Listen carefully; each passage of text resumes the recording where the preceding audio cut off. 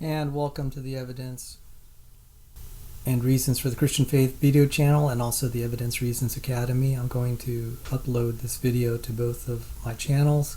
I'm having to deal with an unpleasant situation here where one of my friends, DapperDino, I think did a character assassination video of one of my dear friends, Dr. John C. Sanford, and I'm just going to have to respond. I think it's fair game to criticize. There's a saying, it's better to be criticized than ignored.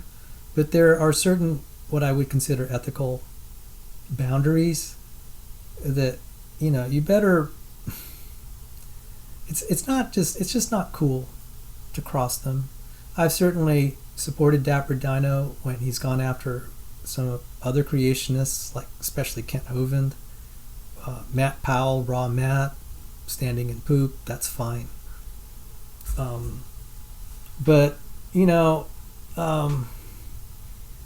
talk like this, to have a video that says John Sanford, Sal's pal, and then accuse him of lying, I'm like, dude, that's really over the top. One, you didn't have to include me. But if you did and wanted to see how I'd react, I'm going to react now.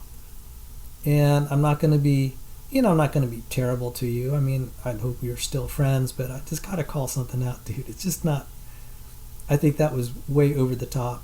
And at this point, constitutes a character assassination where, what I mean by that is you're assailing someone's character without any proof. You're certainly welcome to say someone is mistaken, and even though it's not very nice, if you want to call them, call someone an idiot or cognitively challenged or mistaken or whatever, it's like, okay, it's not very nice, but I wouldn't consider that unethical. It's just par for the course if we're in the field of arguments. But when you have no proof that someone actually lied, that's different. A lie is when someone knows that something is false and he still promotes it. That's different from a mistake. A mistake is when someone believes something is true and then represents it as true because he believes it's true, but he's still mistaken. That doesn't make him a liar. It makes him mistaken. And someone as smart as DapperDino, I would expect, would know the distinction. He has to come up with, first, a good reason why. Was he privy to conversations where, Dr. Sanford, said to someone, hey, I know this is false, but I'm going to promote it anyway. Oh, by the way, why don't you help me promote this falsehood? That's just not going to fly. That's just not going to fly with a lot of people, and there's no need. So who is John Sanford? Then I'll talk about my relationship with him. But let's look at this publication here, and I'm going to show it in just a moment. This is in the prestigious scientific journal, and granted this is an old article, but it has changed the world.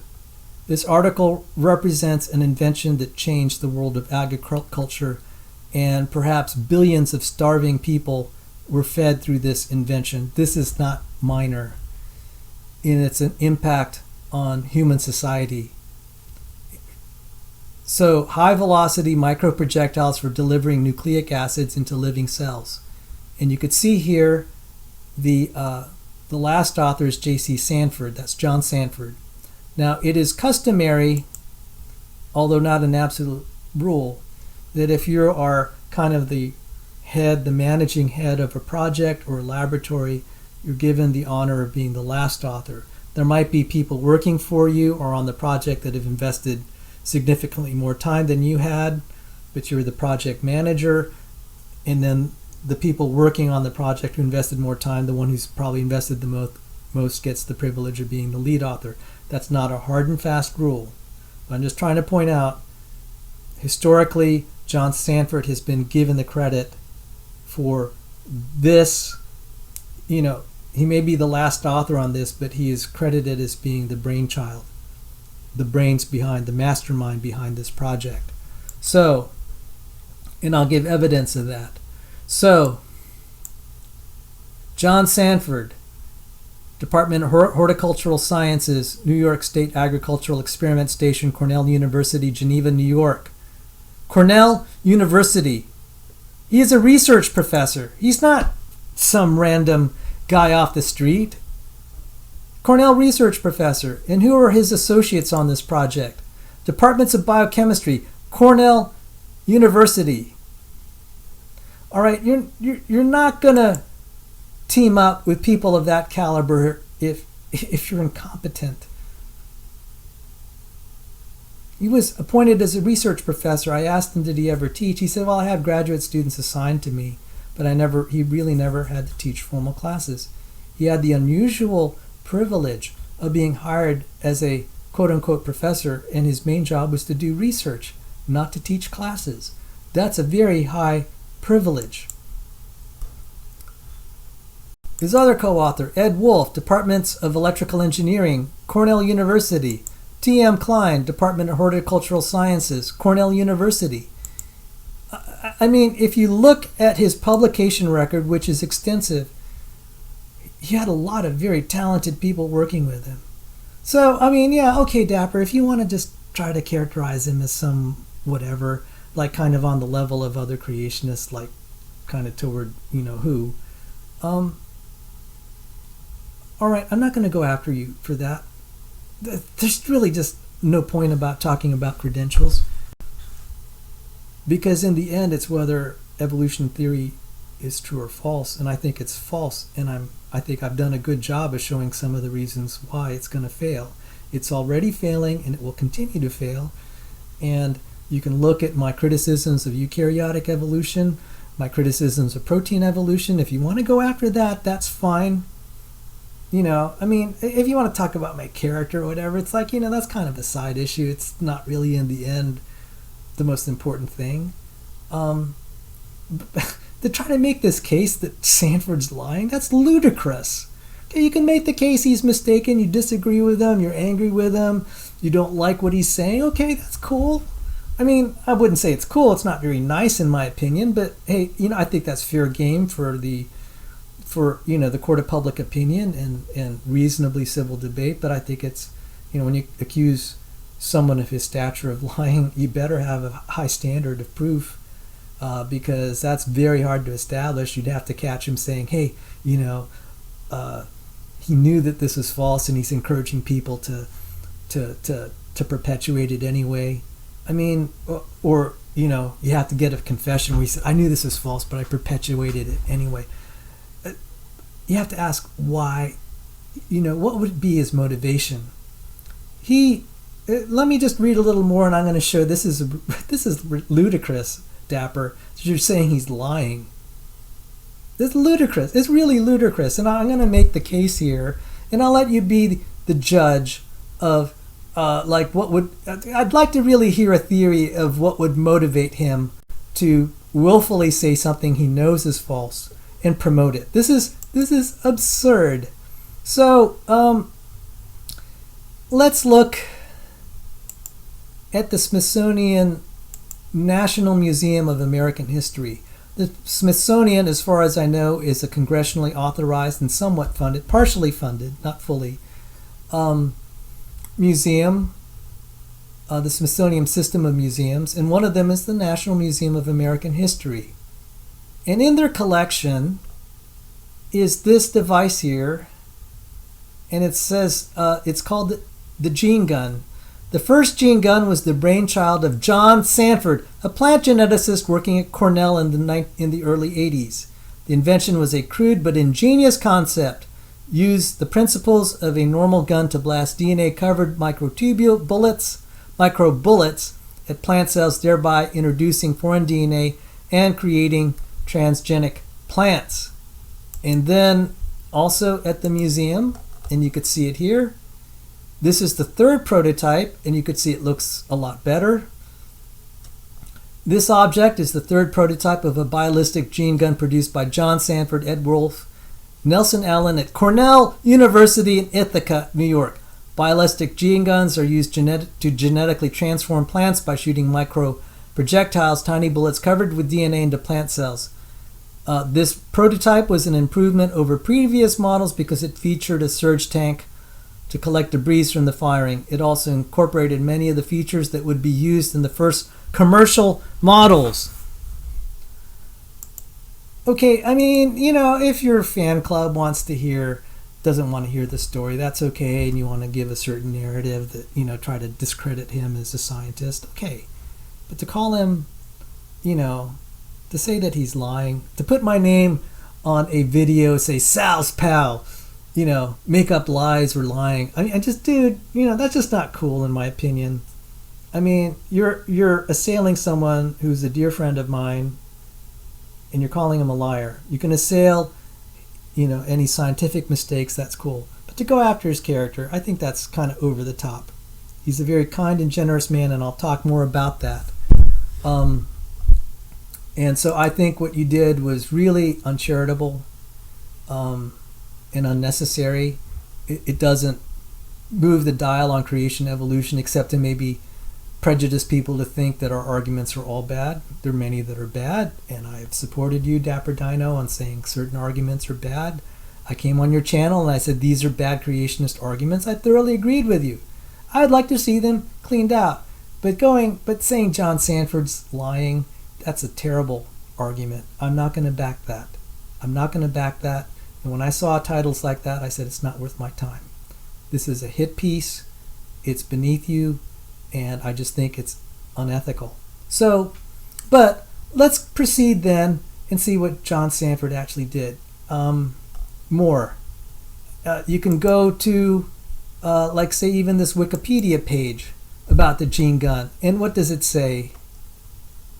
The gene gun was originally a Crossman air pistol modified to fire dense tungsten particles. It was invented by John C. Sanford, Ed Wolf, and Nelson Allen at Cornell University. I mean, so this is well attested. And as far as we know, billions of starving people, because John his motivation was to improve crop yields. If you're able to modify some of the crops so that they're resistant to, say, insects or whatever, or diseases. There is one video that talks about how the invention was used to improve a certain crop, I think in Hawaii, and the farmers were very grateful because they weren't losing crops due to disease. So billions, possibly billions of starving people have been fed because of this invention. That's why I said that paper in Nature was significant. I mean, dude, you got to give credit where credit is due. Just kind of doing this stuff saying he's lying, it's like, you better justify what would motivate someone of this stature to lie. What does he have to gain? Do you think he's going to make more money selling books? Do you think he needs it? I mean, why don't you come up with a theory that would motivate him to say, hey, let's go lie for Jesus or something. I mean, come on. So, let me move on a little bit and show something about his own personal journey. And this is from his testimony in the Kansas hearings. The Kansas hearings were in, let's see here, the Kansas evolution hearings were from May 5th to 12th, 2005 by the Kansas State Board of Education. All right. And so John Sanford was invited to testify, and this is what he said. He was examined by Mr. Calvert, and Dr. Sanford called him Dr. Calvert. Mr. Calvert is an attorney, so I guess, okay.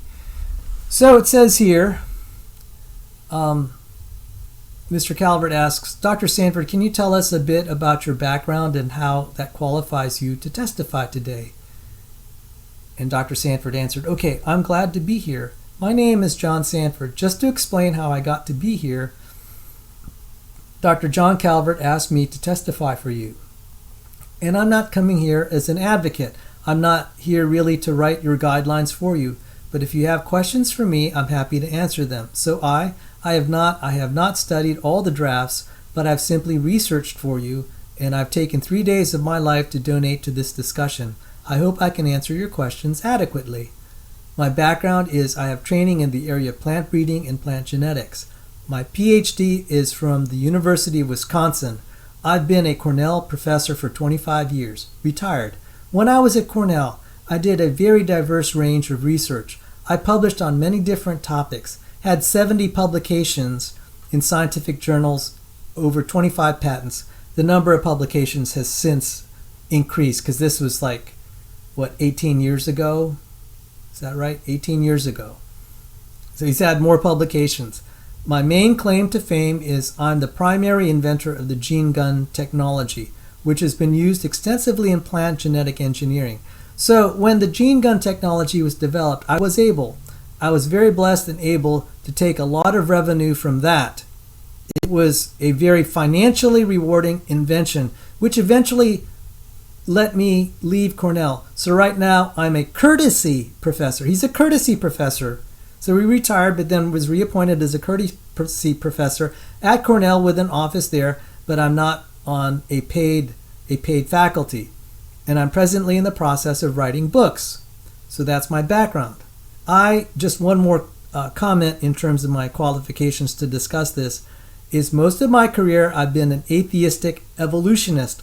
Later in life, I became a theistic evolutionist, and later I became a biblical Christian. And so I'm sure, as the prosecutor will be asking me, I do have a Christian perspective. Now, why would he be motivated to lie? You're a distinguished researcher. Your invention is in the Smithsonian National Museum of American History. Your invention has led possibly to billions of starving people being fed. Why would you lie? What do you have to gain? And by the way, he paid for my education in biology out of his own pocket. He didn't have to do that. He grabbed someone who basically was in a difficult situation, caring for his widowed mother. I cared for my widowed mother for 18 years. I'd worked as an engineer and scientist in the aerospace and defense industry. I worked for companies like MITRE, GRCI, SAIC, because I was a software developer, you can migrate. And then I went home and I was taking care of my mother. She needed a lot of medical care. And toward the end of her life, definitely, even the last 7 years of her life, it was 24/7. And Dr. Sanford gave me a job to do research for him. So he's basically paying me out of his pocket. You heard the story from this Kansas hearing. He obviously owned the patent to this great invention, and it was financially rewarding. So what did he do with his money? Are you going to invest it promoting lies that you know are lies? Okay, as I said, there's a distinction between being mistaken and promoting something you know is not true as if it's the truth. That is a lie. Being mistaken in believing in something, even if you're mistaken, that is not a lie. It is mistaken. It is incorrect. It may cause damage, absolutely. But it's not a lie. To insinuate he had some agenda, insinuate by saying he's lying, that's just over the top. It's not. I'm not going to dignify that. Why should I waste time on that? Because that is such a prejudicial view. I can't take it.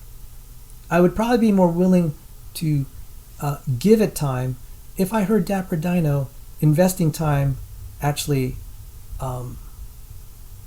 highlighting what I have said in the line of my research, like say on the protein orchard or eukaryote, prokaryote, the difficulty of the evolution of that, or on specific areas of human genetic entropy, or this topic of non-coding DNA like ALU elements, etc.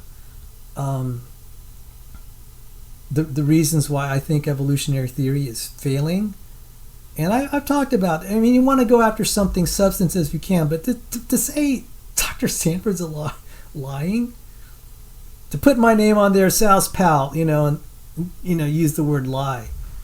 I'm just like, dude, that just makes no sense. Did he ever, call me aside and say, hey Sal, I'm going to hire you, and you're going to spread these things that I know it's not true, but you go ahead and write it up, because remember, you're my paid employee. He never did that to me.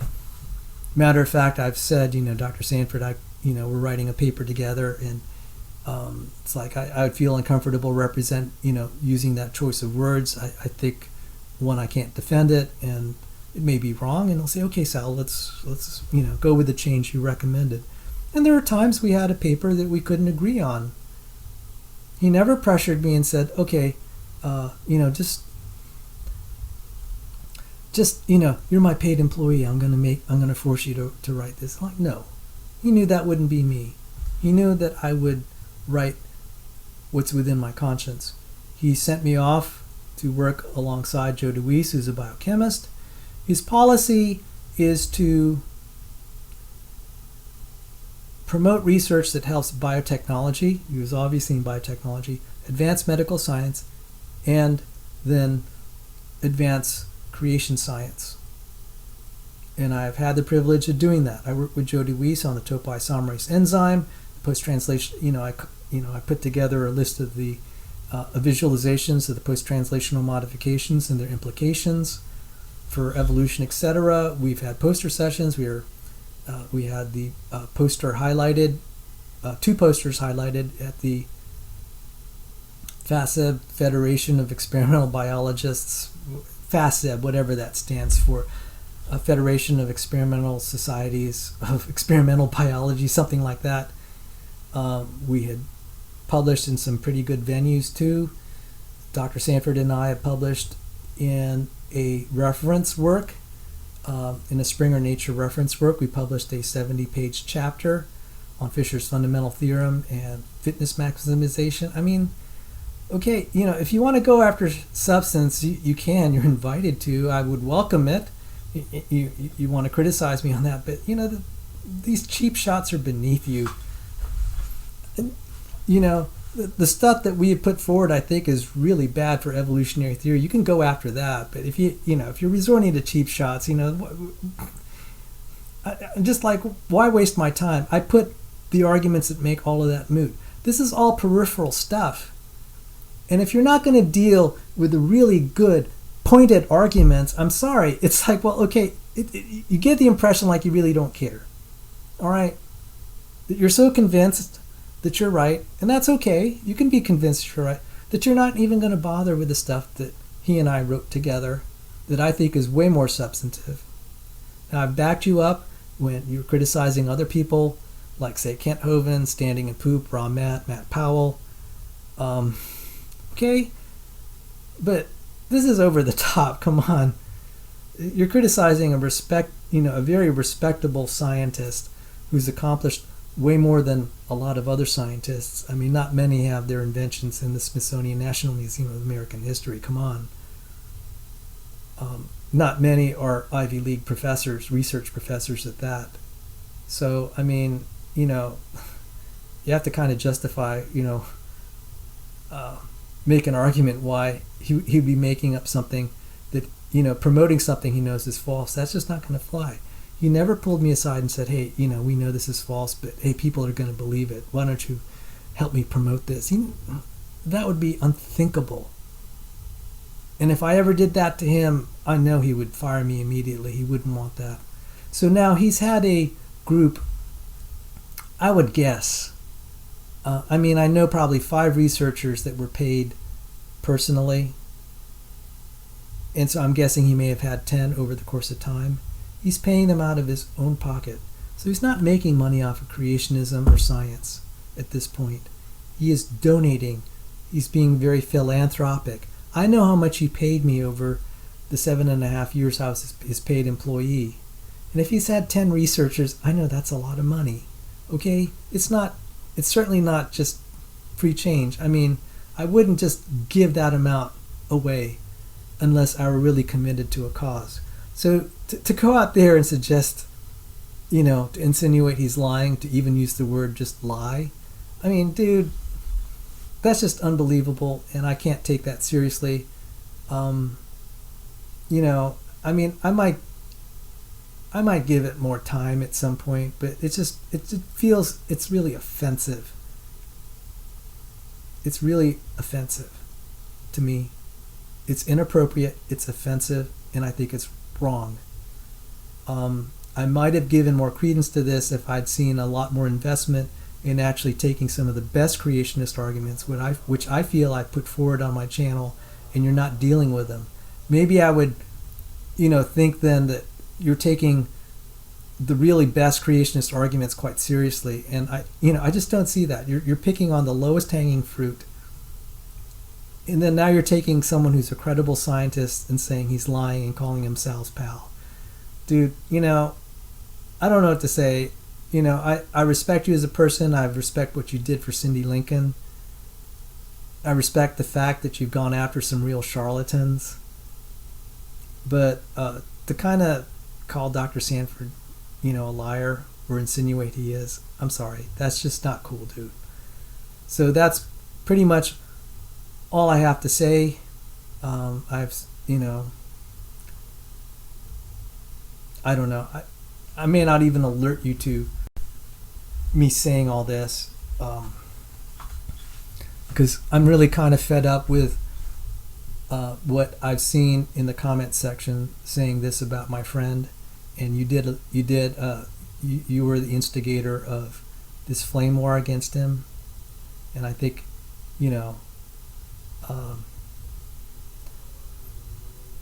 to me that's distasteful.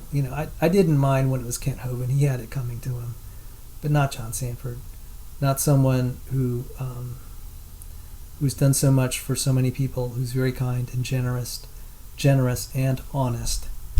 So there you go. And I think I pretty much said my piece. Take care. Maybe I'll see you later. And